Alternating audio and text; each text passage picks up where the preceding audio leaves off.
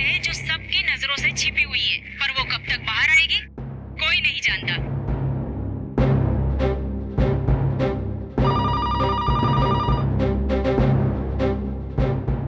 Hello रचना, अब बहुत हो गया। मैं इस तरह से बैठे बैठे नहीं देख सकती। सब लोग तुम्हें निशाना बना रहे हैं रचना। क्या? ये आप क्या कह रही हैं? मैं ये कहना चाह रही हूँ रचना कि ठकराल बहुत आगे निकल चुका है। वो सब कुछ तबाह करना चाहता है। आज तक हमने जो कुछ भी किया वो सब कुछ पानी में मिल जाएगा। अब एक ही रास्ता बचा है। अब मुझे बाहर निकलना होगा। अब मुझे सबके सामने आना ही होगा। नहीं, प्लीज आप ऐसा मत कीजिए। एक ही तो चीज थी जो आप चाहती थी, कि आपको कभी भी सामने ना आना पड़े। मुझे पता है कि आपके पास एक वजह है, और मैंने भी आपसे वादा किया है कि मैं ये ऐसा कभी नहीं होने दूंगी। रचना, उस वादे को भूल जाओ तुम। मैं खुद ही अपना वादा वापस ले रही हूँ। मैं जाकर बताऊंगी कि सिद्धार्थ मेरे साथ था, और जितना समय उसे अकेले में मिला उसमें वो ऐसा कुछ नहीं कर सकता। लेकिन सुषमा जी, अगर आपको देख लिया तो ठकराल और भी ज्यादा। देखो, मेरे बयान से सिद्धार्थ बच जाएगा, तुम्हारा नाम खराब होने से बच जाएगा, और ठकराल का दांव उल्टा पड़ जाएगा। हाँ, पर हम कोई और रास्ता तो। ये एक रास्ता है रचना। देखो, मैं पुलिस स्टेशन आ रही हूँ, तुम वहीं मिलना मुझसे।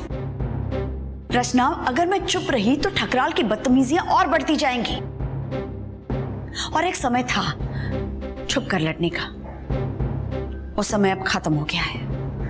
अब आमना सामना होगा, और आंख से आंख मिलाकर युद्ध होगा। युद्ध। हाँ,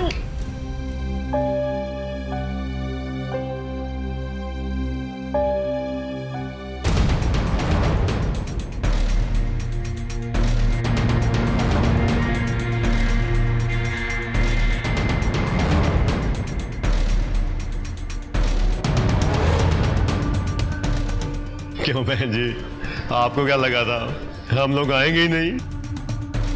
पता तो मैनेजर ने फाड़ दिया था, पर क्या करें, जितना मिला काफी निकला।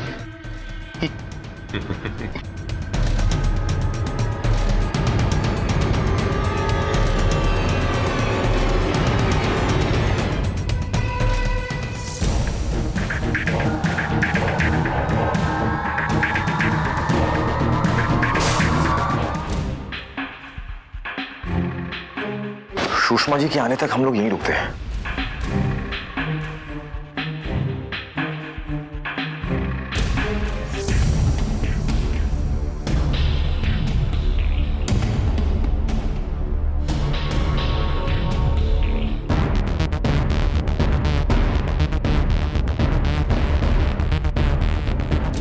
सुषमा जी को अभी तक तो आ जाना चाहिए था।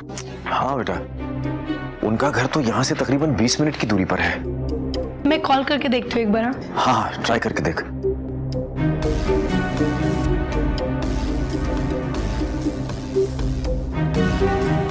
क्या हुआ? नहीं उठा रहे हैं। मुझे लगता है कुछ गड़बड़ है, हमें फौरन चल के देखना चाहिए। हाँ, बचाओ! बचाओ! अरे ज्यादा शोर ना मचाओ टीचर जी, कोई फायदा नहीं होना। अबे हाथ पकड़ रहे इसके, ऐसा नहीं मानेगी ये। ठकराल साहब से बड़ा पंगा ले रही थी। हाँ? नहीं मानेगी ये। सीरियस?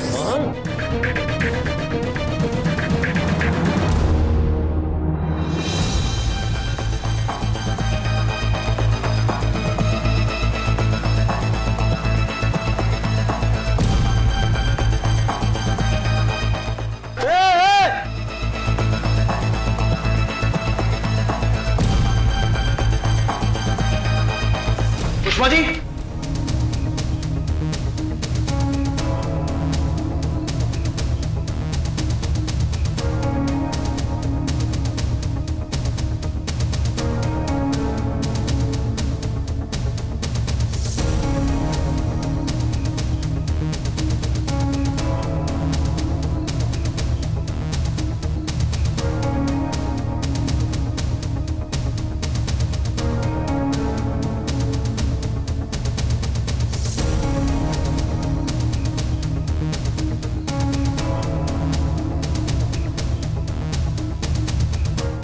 अच्छा, तो गीदड़ अपनी मान से बाहर निकल ही आया। अच्छे से रखना भाई उनको, खातिरदारी करना, टीचर जी हैं। गुरु के चरणों में सारा संसार झुकता है। नहीं, बता देना उनको, बहुत जल्दी मिलेंगे हम उनसे आकर। अभी नहीं, बाद में। काम खत्म हो गया गोरखपुर का? ये दाऊ साहब टीचर जी पकड़ ली गई हैं, तुम्हें चिंता करने की जरूरत नहीं है। दाऊ साहब लेकिन ये अदिति चौधरी हैं।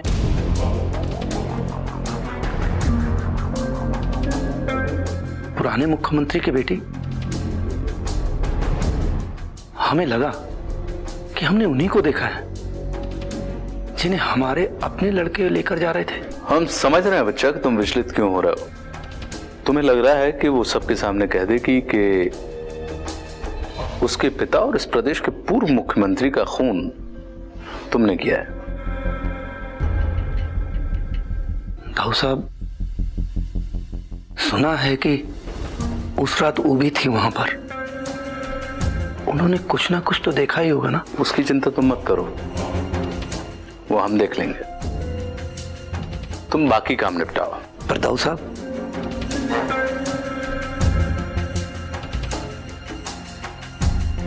अभी हमें बहुत सारे काम है। अच्छा, बाद में। लाइव प्रसारण आप देख रहे हैं? जी सर। कौन कौन से चैनल है वहां? इसके सभी चैनल है मौजूद है सर। ठीक, चलिए।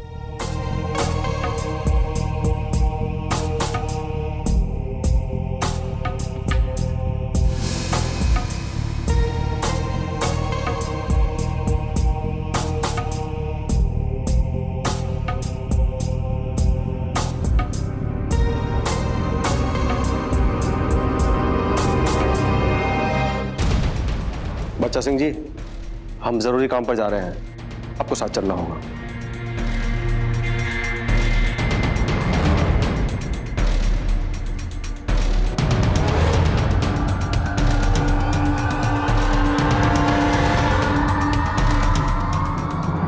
अब हम सवाल जवाब वाले सेशन की ओर बढ़ेंगे। पहले इस तरफ से एक सवाल पूछिए, लेकिन एक बार में एक ही प्रश्न। Now the first question please. Mister Thakral, आप हाल ही में नए वाइस चांसलर बने हैं। आपको लगता है कि आप इस पद के लिए योग्य हैं? योग्यता क्या होती है? किसको कितना योग्य होना चाहिए कि व्यक्ति हवा को पानी और पानी को आग बना सके? युवाओं में वो शक्ति होती है कि वो जल को अग्नि बना सकते हैं, और हमारे अंदर युवाओं को, युवा शक्ति को नियंत्रित करने और उन्हें सही दिशा देने की योग्यता है। और ये आज से नहीं है, तब से है जब हम स्वयं ही युवा आंदोलनों की मिट्टी से सने हुए विश्वविद्यालय की सड़कों पर घूमा करते थे। पापा, मुझे लगता है आपको मुझे नहीं रोकना चाहिए था। मुझे जाके वहां ठकराल का सामना करना चाहिए। पापा, इस समय सुषमा जी की जान खतरे में होगी। ऐसे ठकराल से अकेले मिलने जाना अपनी मौत को बुलाने वाली बात हो जाएगी। उसने छोड़ देना है क्या? और फिर तो सुषमा जी को कैसे बचाएगी? कैसे बचाएगी उन्हें? देख, अरे उसका सामना करना ही है तो खुलेआम कर, सबके सामने। कोई तो तरीका होगा हमारे पास। जब हम स्वयं युवा नेता थे तब कहा करते थे कि छिन्न भिन्न अस्त्र हों, कोई सामने टिका नहीं, जो ढल गया बिना लड़े वो सांझ है युवा नहीं। मुझे लगता है एक तरीका मिल गया है। बस हमारे पास टाइम थोड़ा कम है, हमें जल्दी करना होगा।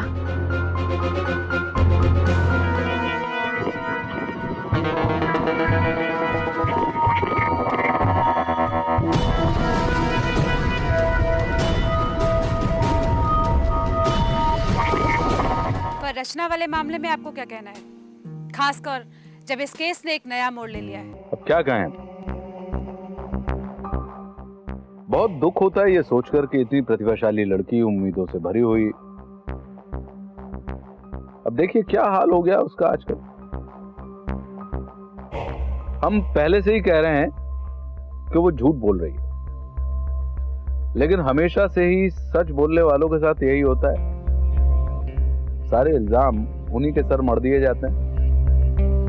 क्योंकि सच जो है वो लाल बत्ती के जैसा चमकीला नहीं होता जो दूर से ही नजर आए। क्यों दयाल बाबू? ये तो सफेद रोशनी के जैसा मध्यम होता है। आपको तभी नजर आएगा जब आप इसको करीब से देखें। किधर जा रहा हो? रुको। वो अंदर जाना बहुत जरूरी काम है। हमें बुलाया, प्लीज हमें अंदर जाने दीजिए ना। कौन है आप? प्रेस का कार्ड है आपके पास?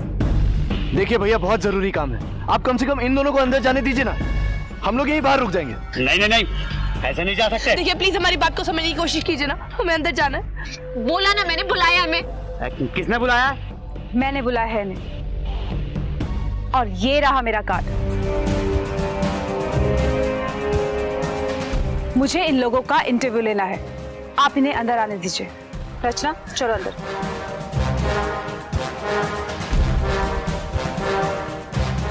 पानी, बहुत प्यास लगी है, कोई पानी पिलाएगा? पानी कोई है? बहुत प्यास लगी है। पानी पानी पानी पानी।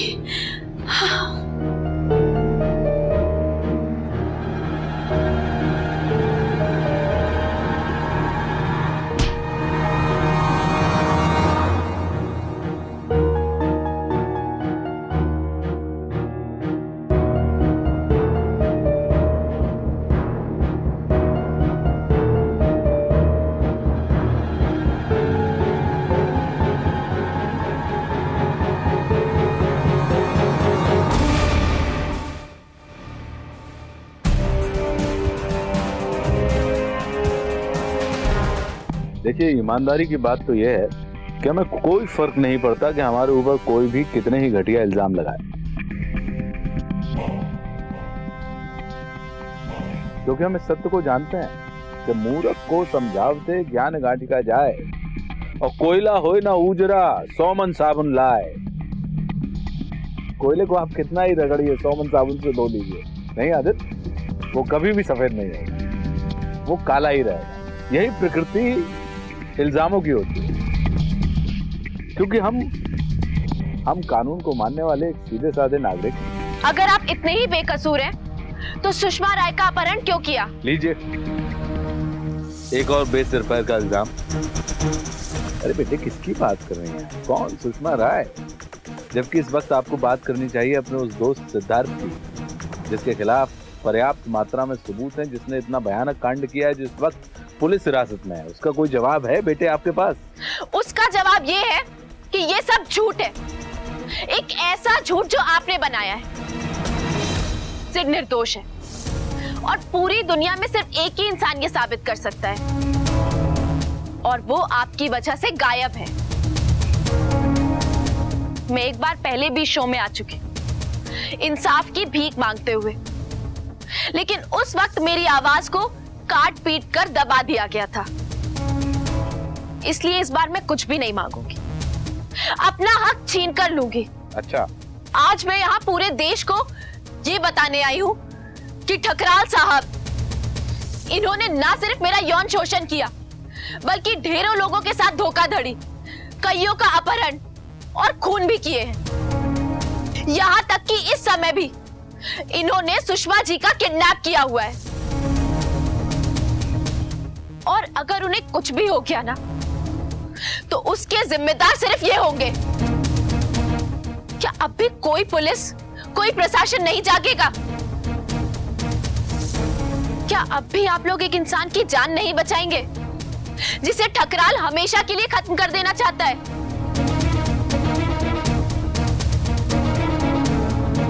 देखिए, दरअसल बात क्या है कि जो सम्मान, जो स्थान हमने 25-30 साल देके समाज को हासिल किया है, उसे ये 1 साल में हासिल करना चाहती है, और इसने कर लिया, क्योंकि ये शॉर्टकट बहुत अच्छे से जानती है। कि अब बड़ा आदमी होने के लिए बड़ा काम करने की जरूरत बिल्कुल नहीं है। आप किसी भी बड़े आदमी के ऊपर पत्थर मारते रहिए, आप खुद ब खुद बड़े हो जाएंगे। और ये हो गई। कोई सबूत है जितनी सारी बातें आप कह रही हैं हमारे खिलाफ इन सब चीजों का, लेकिन मेरे पास पर्याप्त कारण है आपसे नाराजगी की। रचना, आपने हमें सरेआम थप्पड़ मारा, हम कुछ नहीं बोले। आपने हमारे ऊपर एक बहुत ही घृणित आरोप लगाया जिसकी वजह से 3 दिन हमें जेल में रहना पड़ा। आपकी वजह से आज हमारी बीवी और बच्ची बेहाल है, फिर भी हम खामोश हैं। अब जैसा कि आप कह रहे हैं कि यदि हम इतने ही ताकतवर हैं, खतरनाक हैं, तो बच्चे आज की तारीख में आपको जिंदा ही नहीं होना चाहिए था। अब एक नया आरोप आप हमारे ऊपर लगा रही हैं, सुषमा राय अपहरण। अरे भाई, कौन सुषमा राय? कैसा अपहरण? इसका कोई सबूत है आपके पास? सबूत है, सबूत वहां है।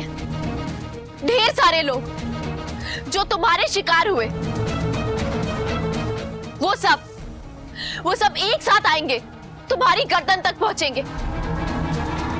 और देखना, वो दिन बहुत जल्द आएगा। आप सब लोग चुप कैसे रह सकते हैं?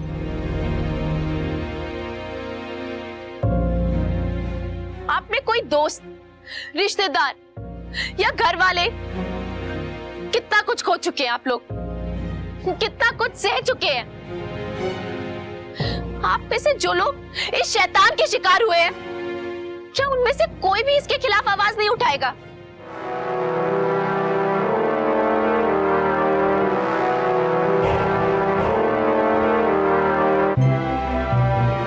मैं उठाऊंगी।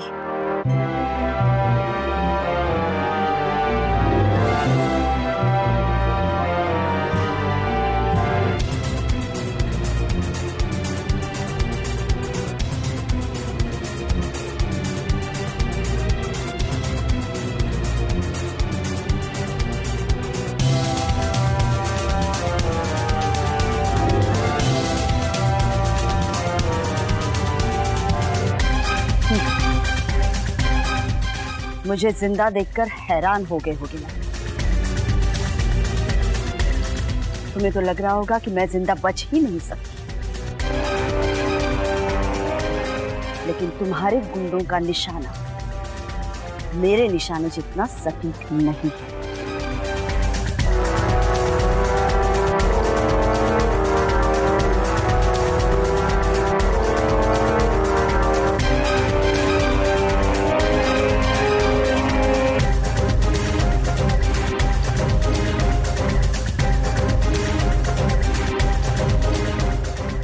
मैं यहाँ इस आदमी को तहस नहस करने आई हूँ। इसने मेरी जिंदगी तहस नहस करके रखी, और आज मैं यहाँ ये बताने आई हूँ कि मैं अदिति चौधरी हूँ, इस राज्य के भूतपूर्व मुख्यमंत्री केपी चौधरी की बेटी, और ये केशव ठकराल उनका हत्यारा है। हाँ, आज से 17 साल पहले मेरे आंखों के सामने इस केशव ठकराल ने उनकी हत्या की थी। खून किया था उनका। मेरे पिता का हत्यारा ये है, केशव चंद्र ठकराल।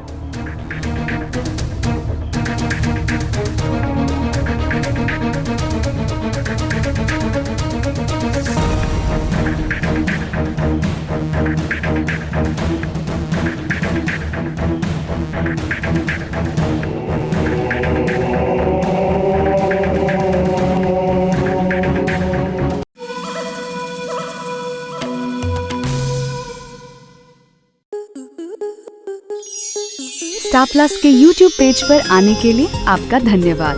अपने फेवरेट शोज देखने के लिए subscribe to Star Plus YouTube page and hit the bell icon.